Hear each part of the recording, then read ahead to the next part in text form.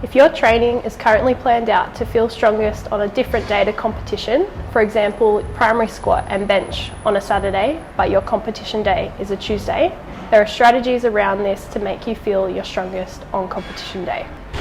Things we can consider when adjusting a peak and taper for a different day.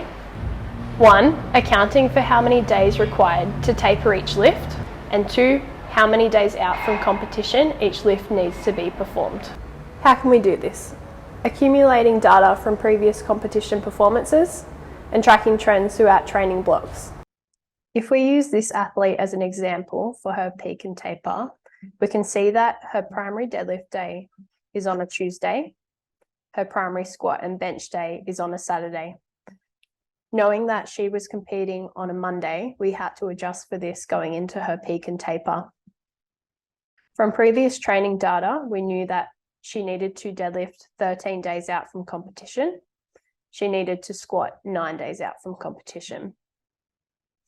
Going into her taper, we had to adjust her training days so that we could get her feeling her strongest on competition day without feeling detrained. We knew that she needed to have her last deadlifts 5 days out, and we knew that she needed to squat 3 days and bench press 2 days out from competition to allow her to feel her strongest. If we were to leave her training days the same, it would mean that she would not feel her strongest going into the competition on the Monday, as we would not be able to allow her to train on the specific days out from competition that we knew worked for her going into her previous competitions. Also, in particular for bench press, knowing that during the training block going into the comp, she was training on the Thursday into the Saturday where it was her primary bench day.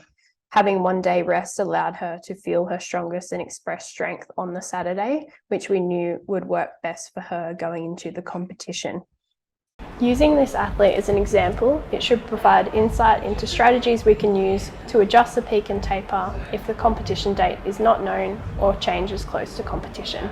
If the date of competition is known further out, we can easily adjust the full program, shifting either forward or backward to land the primary day on the day of competition, so there's more predictability when peaking and tapering when going into the competition.